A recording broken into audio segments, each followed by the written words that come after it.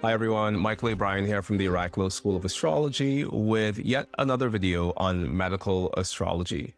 And today we're going to be diving into the topic of Melothesia. Melothesia is a traditional concept of mapping the cosmos onto the human body. And there are various ways to do this that we find in Jyotish or traditional Indian astrology, as well as traditional Chinese medicine. And we definitely also have this system existing within Western traditional medical astrology. So this idea of Melothesia is an idea that says that the cosmos can be mapped onto the human body. And we find this theme very well preserved within the Jyotish concept of Kala Purusha, or the body of time. And within traditional Western mysticism, we also find this within the Kabbalistic concept of Adam Kadmon, which is similarly this anthropomorphization of nature in which we see the body of a man essentially holding within himself the entire cosmos. And so this idea of the cosmos indwelling is a very foundational part of our medical astrology understanding. And that's also part of why my latest book, The New Western Medical Astrology, bears the subtitle, Pathways Towards the Cosmos Indwelling. What most of us are accustomed to when it comes to this vision of the cosmic man is this association of Aries with the head, Taurus with the neck, Gemini with the shoulders, the arms, and the hands, Cancer with the stomach, some people holding that Cancer also corresponds with the ribcage and the lungs, Leo with the heart, Virgo with the small intestines, some people holding that Virgo also corresponds with the accessory digestive organs, such as the pancreas, the liver, the gallbladder, and also with the large intestine as well. Libra with the kidneys, with some people holding that Libra corresponds with both the kidneys and the pelvis, Scorpio with the external reproductive organs, with some people holding that Scorpio also corresponds with the bladder, Sagittarius with the hips, the hamstrings, and the thighs, Capricorn with the knees, Aquarius with the shins and the ankles, and Pisces with the feet. Now, there are some people who say that Aquarius only corresponds with the shins, whereas Pisces corresponds with the ankles and the feet.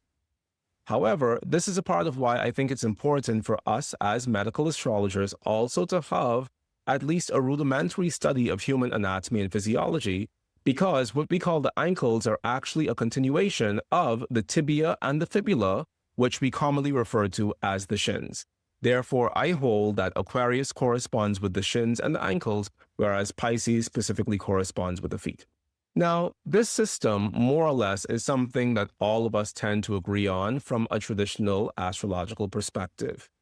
Modern Western tropical medical astrology does things with Melothesia and this association of the signs of the zodiac with the parts of the body that we don't find being done within a more traditional context. For example, I once read somebody say that Capricorn corresponds with the gallbladder.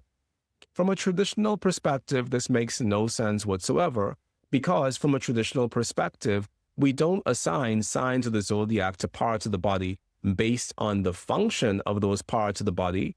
We associate signs of the zodiac to parts of the body based on the regions or the zones of the body within which those organs are located. Thus, this idea of Capricorn corresponding with the gallbladder doesn't really make much sense.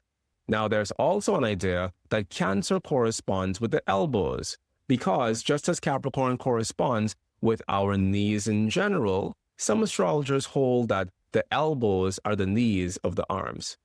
However, as we've previously discussed, Gemini is corresponding with the entirety of the arm, the elbow, the forearms, and the hands.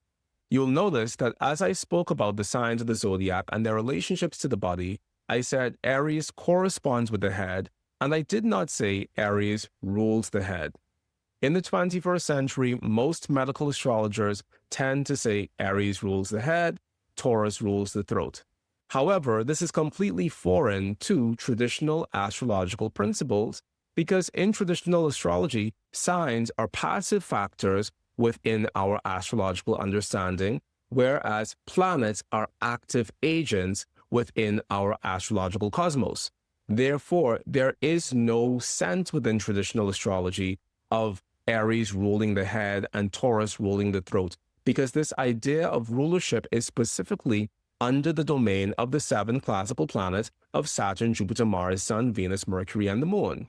Therefore, at Oraculos, we never refer to signs ruling parts of the body, because that idea of the rulership of a sign is completely foreign to our larger understanding of how traditional astrology works in general.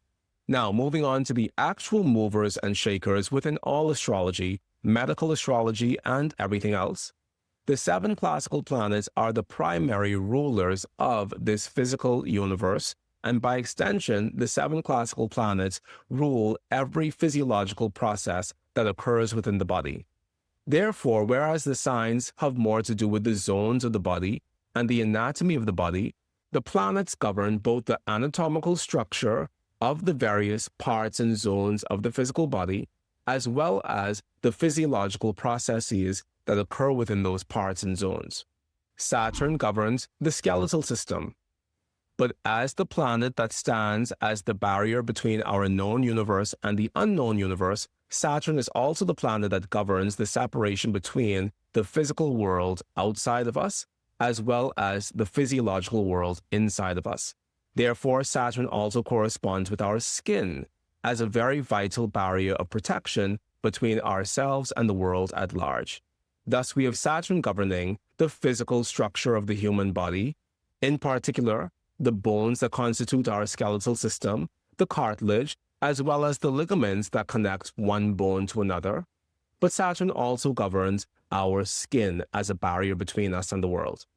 Jupiter, the largest planet within our solar system, corresponds with the liver, the largest organ within our human body, as well as all of its vital functions. Jupiter also corresponds with adipose tissue, otherwise known as fat. One of the first things I realized the very first time I dissected the human body was how much ample fat there is everywhere beneath the skin. We have subcutaneous fat that is directly beneath our skin, but we also have fat between muscles. We have fat separating muscles. We have fat around organs. We have fat separating organs. Everywhere within the body where there can be free space, when you dissect the human body and you start to investigate what's actually occurring beneath the skin, all you find is fat, fat, and more fat. So just as Jupiter is a god of abundance, Jupiter is also the god of the abundance of fat that we find beneath the surface of our skin. Mars governs our firepower within this lifetime, as well as our vitality, and therefore Mars also specifically corresponds with the muscular system and its ability to transform fuel into energy into action. Thus, when we have issues that directly impact the amount of energy we're able to have and maintain within our daily lives, we can look towards Mars as the index of our physical vitality. Mars also has a lot to do with the male reproductive system. Therefore, when we're looking at issues within that system, we would also investigate Mars. The sun is interesting because the ancients tell us that the sun governs the right eye within men and the left eye within women, whereas the moon governs the right eye within women and the left eye within men.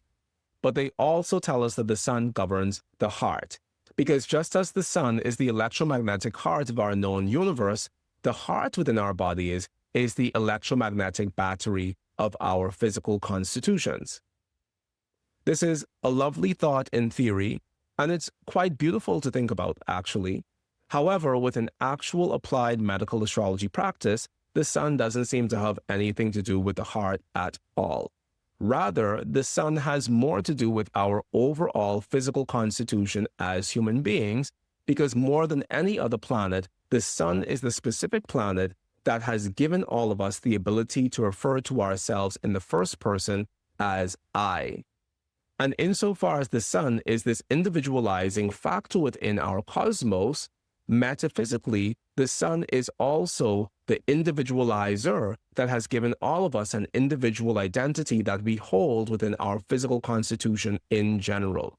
Therefore, in medical astrology, we don't use the sun to give us information about the heart specifically, even though the sun does correspond with the heart within traditional medical astrology. Rather, we use the sun to give us insight into the general physiological constitution of a person, particularly within the charts of men. Because in the charts of men, the sun represents the overall constitution of that man's physical body. But beyond men, in general, the sun can be seen as a proxy for our foundational level of vitality and well-being and health within this lifetime, as opposed to the sun specifically ruling any part of the body. Now, insofar as the sun also is our individualizer, the sun also corresponds with the first organ of the human body that we see, which is the skin. Thus, we have this dual signification between Saturn governing the skin in one sense and the sun governing the skin in another sense. And issues that we find occurring to the sun, natally speaking, can manifest as issues not only within our physiology in general, but also specifically within our skin as a specific organ. Venus historically has always corresponded with the kidneys. However, Venus also corresponds with the thyroid gland, and within my 21st century practice of medical astrology, I've come to the conclusion that Venus corresponds with hormones in general, and by extension, the entire endocrine system. And the reason for this is because the endocrine system is a system rooted in deep Venusian love. A hormone is a chemical messenger in the body that can only attach to cells that have receptor sites for that specific hormone. So it's a key and lock system. If there is no receptor site on a cell that specifically corresponds with a specific hormone, that hormone will flow past that cell as if that cell didn't even exist. But the minute that hormone starts to feel with its spidey senses that it's approaching a cell that has a receptor site to receive it, that hormone starts to ooze, that cell starts to ooze, and that hormone is attracted to enter and to penetrate that cell so that that hormone can begin to initiate a series of physiological changes within that cell that changes the actual functioning of that cell itself. This, for me, feels like a love story. And it actually feels like a love story that has a happy ending. Unlike The Little Mermaid, the real version of The Little Mermaid, in which she killed herself. And unlike Romeo and Juliet, in which they killed each other. This is actually a love story worth sharing. Venus also specifically governs the female reproductive system, which she does in tandem alongside the moon. And there are other parts of our constitution that Venus governs, such as the moisture content within our skin and the oils within our skin, because as a planet that corresponds with beauty, Venus corresponds with the skin as an organ of beauty, whereas the sun corresponds with the skin as an organ of identity, and whereas Saturn corresponds with the skin as an organ of protection. So when it comes to Melothesia, it's important for us to know that within this physical body, we have many functions within one organ that corresponds with various planets, as is the case with the skin being a Saturnian organ of protection, a solar organ of identity, and a Venusian organ of beauty. Mercury corresponds with the nerves, our nervous system in general, our brain, our spinal cord, and Mercury also corresponds with the tongue as an organ that specifically has the ability to communicate with the world around us, that which occurs within our minds. And finally, the moon specifically corresponds with the digestive system. Every single affliction of the moon has the ability to manifest as a digestive complaint, whereas only certain afflictions of the moon have the ability to manifest specifically as a female reproductive complaint, and even then, our major proxy for female reproductive issues will still always only be Venus. Similar to the sun, the moon also has some rulership over the eyes, with the moon ruling the left eye within men and the right eye within women.